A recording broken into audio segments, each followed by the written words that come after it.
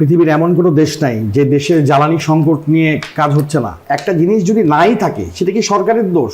এমন তো হয় না যে বাংলাদেশের তেল বন্ধ হয়ে গেছে। পৃথিবীর কোন দেশে যুদ্ধ লেগেছে, সেই দেশের কারণে আমাদের খনিজ সম্পদ, আমাদের জ্বালানি সংকট হয়েছে, সেটাও কি সরকারের দোষ হবে? অ্যাডভোকেট আশরাফ জালাল, একটু আপনার কাছে জানতে চাই, দাম কেন বাড়লো আর সাধারণ মানুষের যে দীর্ঘ লাইন, সেই লাইনে বা কেন আসলো যদি পর্যাপ্ত পরিমাণ জ্বালানি মজুদ থাকে?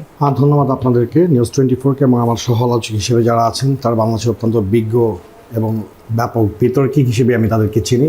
ওনারা খুব সহজেই বলে গেলেন আমাদের পার্শ্ববর্তী আলোচক বিশিষ্ট সাংবাদিক ভাই যে কেন সরকার স্পষ্ট করে বলছে না। আমি আপনাদেরকে একটা জিনিস বলতে যাচ্ছি যে সাবসিডিটা আজকে বাংলাদেশের পক্ষ থেকে দেয়া হচ্ছে সেটা কিন্তু অভূতপূর্ব। আপনারা দেখবেন এটা একটা অ্যাক্ট অফ গড। বৈষয়িকভাবেই কিন্তু জিনিসটা হচ্ছে।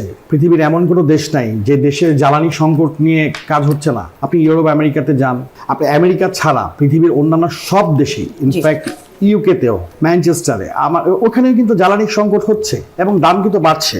আমি যেটা বলতে চাচ্ছি সেটা হচ্ছে যতটুকু আজকে দাম বাড়ানো হয়েছে সেটাও কিন্তু সারা পৃথিবীর তুলনায় যথেষ্ট কম এবং অ্যাজ ইউজুয়াল বাড়ানোটাই কিন্তু বাড়ানো হয়েছে। যেমন দাম বাড়ানো নিয়ে কিন্তু প্রশ্ন না, প্রশ্ন হচ্ছে দাম বাড়ানো আছে কিনা। আমাদের আমরা তো স্পষ্টভাবেই বলছি যে আমাদের অন্য কোনো ভাবে জ্বালানি মানে আছে কি নাই সেটা অলরেডি খতিয়ে দেখা হচ্ছে। একটা জিনিস যদি নাই থাকে সেটা কি সরকারের দোষ? আজকে যদি সরকারই তো বলছে পর্যাপ্ত পরিমাণ মজুদ রয়েছে। হ্যাঁ, এখন ততক্ষণ পর্যন্ত বলছে যতক্ষণ পর্যন্ত আমাদের দেয়ার ক্যাপাসিটি আছে। যখন আমরা বুঝতে পারছি যে হ্যাঁ একটা নির্দিষ্ট টাইমের পরে তো শেষ হবে, পৃথিবীতে সবকিছুর একটা শেষ আছে, তো খনিজ সম্পদ না, এটাও তো অ্যাক্ট অফ গডই।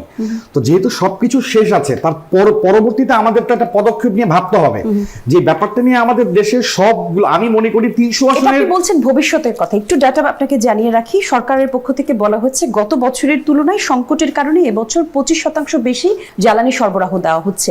25% বেশি সরবরাহ দেওয়া হচ্ছে, পর্যাপ্ত পরিমাণ মজুদ আছে, তারপরেও দীর্ঘ লাইন, আবার দামও বাড়লো। মানে এই পুরো বিষয়টাকে ম্যানেজমেন্ট ফেইলিওর বলবো নাকি ডাটা ম্যানেজমেন্ট অথবা ডাটা ম্যানিপুলেশন বলবো? আমরা যদি এইভাবে বলি যে যদি দীর্ঘ লাইনটা কেন হচ্ছে, আপনি দেখেন, আপনি যখন একটা গাড়িতে গ্যাস দিতে যাচ্ছেন আপনাকে বলা হচ্ছে যে আপনি ফুল ট্যাঙ্কি করতে পারবেন না। আপনাকে গভর্নমেন্ট প্রসিডিওরালি যেন সবাই তেলটা পায়, যেন সমবন্টন হয়, তার জন্য গভর্নমেন্ট বলে দিলে 1500 টাকার বেশি তেল দেওয়া যাবে না।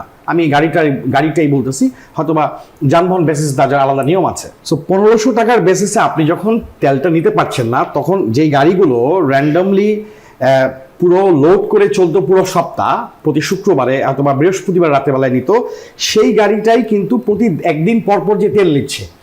এই যে একটা সিস্টেমেটিক্যালি পাবলিক যে ভয়ে যে তারা, মানে আজকে 1500 টাকার তেল কিন্তু শেষ হলো না, হয়তো বা 500 টাকার তেল গেল, 700 টাকার তেল গেল, কিন্তু সে মনে করছে আগামী 3 দিন পর আমি তেল পাবো না। এই যে একটা প্রোপাগান্ডাতে ছড়ানো হচ্ছে চারিদিকে সারা বাংলাদেশে। আমাদের সরকার যেভাবে বলছে এই প্রোপাগান্ডার বিরুদ্ধে তারা ব্যবস্থা নিচ্ছে, তাহলে কি সরকার আসলে ব্যবস্থা নিতে পারছে না? সরকার তো ডেফিনেটলি ব্যবস্থা নিচ্ছে বলে তারা মনে করছে যে এই প্রোপাগান্ডা এমন না হয়ে যায় লাস্ট পর্যন্ত যে ওই যে আপনারা বললেন যে রাতের বেলায় কি বলে বিছানা খাট বালিশ নিয়ে কিংবা তারা অপেক্ষা করছে তেলের জন্য। কেন এভাবে তেলের জন্য অপেক্ষা করতে হবে? এমন তো হয় না যে বাংলাদেশের তেল বন্ধ হয়ে গেছে। একবার তো সরকার এটা বলে না যে আমাদের সার্ভিস নাই।